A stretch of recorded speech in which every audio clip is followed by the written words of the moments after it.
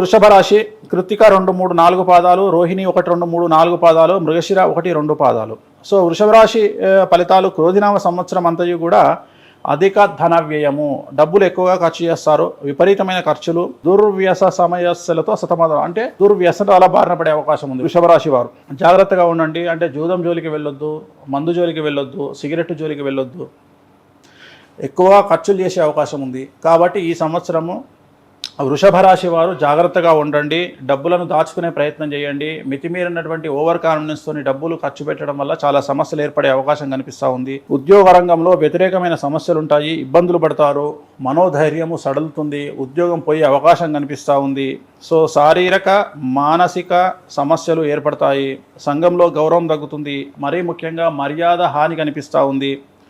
అలాగే తక్కువ వారి వలన మాటలు పడడము, కలహము, కార్మిక ఉద్యోగ వర్గాలలో వ్యతిరేకత ఏర్పడుతుంది. అలా చాలా ఇబ్బందులు పడతారు. మరియు పోలీసు కోర్టు కేసులు యందు వ్యతిరేకమైన ఫలితాలు ఉంటాయి.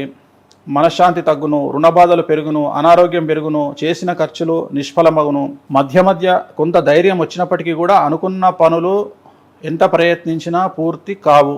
బంధుమిత్రులు తిరుగుబాటు ప్రకటించెదరు, మనోల్లాసము తగ్గును, శత్రుపీడ పెరుగును, అప్రయత్న ధనలాభము అనేటువంటిది ఎక్కడ కూడా కనిపించడం లేదు. సో వృషభ రాశి జాతకులకు సంబంధించి మేజర్గా చూసుకోవాల్సింది ఏంటి అంటే రాహువు వలన సమస్యలు అనేటువంటివి కనిపిస్తూ ఉన్నాయి, గురువు వల్ల సమస్యలు ఏర్పడతా ఉన్నాయి, అలాగే శని వల్ల సమస్యలు ఏర్పడతా ఉన్నాయి. కాబట్టి ఎక్కువగా నెగిటివిటీ అనేటువంటిది ఈ సంవత్సరం కనిపిస్తూ ఉంది.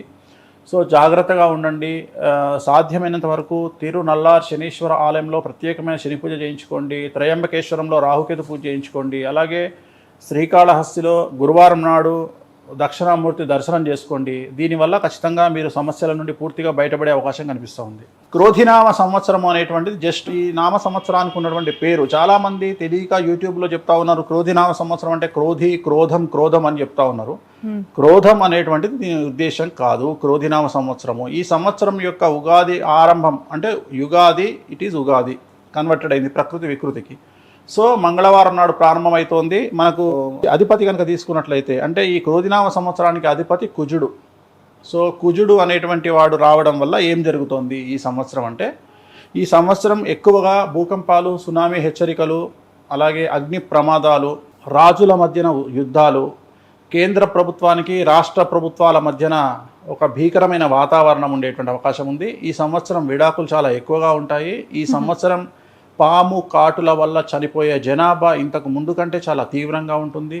ఈ సంవత్సరంలో నరఘోష చాలా ఎక్కువగా ఉంటుంది, ఒకడి మీద ఒకడు పడి ఏడవడం అనేటువంటిది చాలా ఎక్కువగా ఉంటుంది ఈ సంవత్సరము.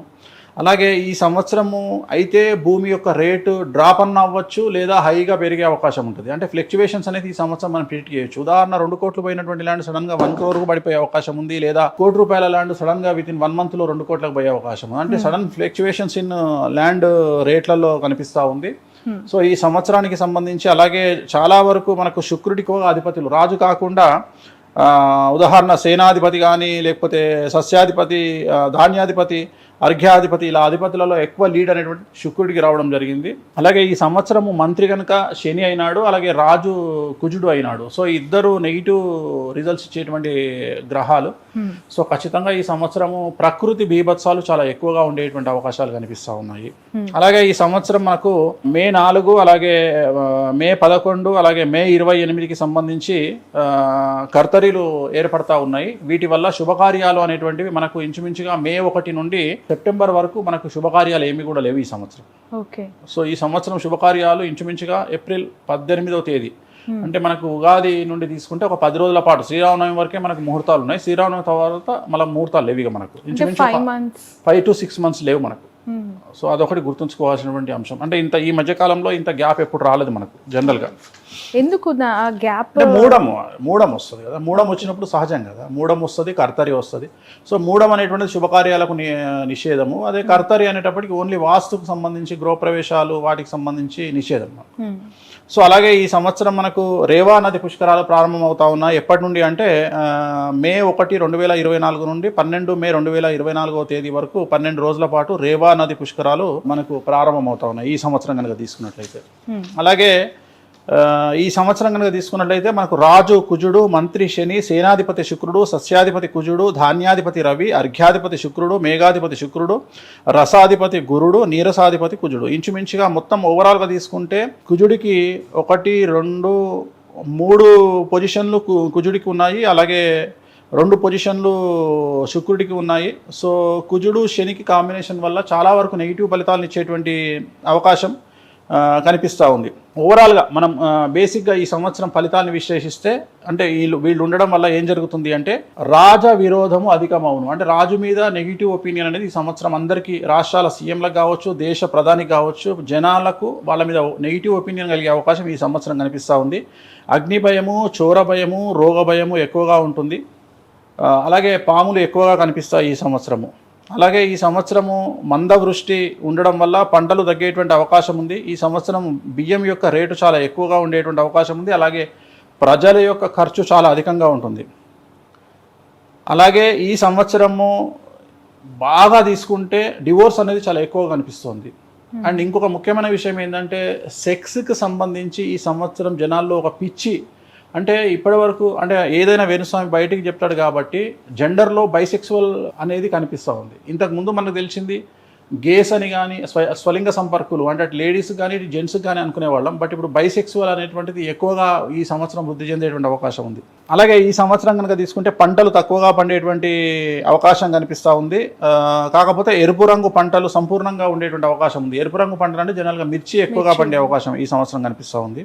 సో తెల్లని ధాన్యాలు కూడా ఈ సంవత్సరం బాగా పండేటువంటి అవకాశాలు కనిపిస్తూ ఉన్నాయి. తెల్లని ధాన్యాలు అంటే రైస్ పండిన నూకలుగా మారడం వల్ల రైస్ రేటు పెరిగే అవకాశం ఉంది ఈ సంవత్సరం. సో ఓవరాల్గా తీసుకుంటే ఈ సంవత్సరం అంతా బాగానే ఉంది. మనం బాగానే ఎలా ఉన్నా బాగుంది అనాలి ఉగాది పచ్చడిలాగానే. కాకపోతే కొన్ని మేజర్ ఇష్యూస్ అయితే కనిపిస్తూ ఉన్నాయి. సునామీ హెచ్చరికలు కావచ్చు, భూకంపాలు కావచ్చు, అగ్నిపర్వతాలు బ్లాస్ట్ అవ్వడం కావచ్చు, అగ్ని చోర రోగ ప్రమాదాలు ఉండడం అవ్వచ్చు, ఇవన్నీ కూడా ఈ సంవత్సరం అధికంగా కనిపిస్తూ ఉన్నాయి. ఇప్పుడు ఆపరేషన్ లేకుండానే మోకాళ్లకు ప్లాస్మా ట్రీట్మెంట్, మీ ఆర్థోపెడిక్ సమస్యలన్నిటికీ రోబోటిక్ టెక్నాలజీ ద్వారా తక్కువ ఖర్చుతో శాశ్వత పరిష్కారం, ఫ్రీ కన్సల్టేషన్, ప్రతి ట్రీట్మెంట్ పై 20% డిస్కౌంట్. ఈ ఆఫర్ కొద్ది రోజులు మాత్రమే, త్వరపడండి. V9 hospitals 9281465842.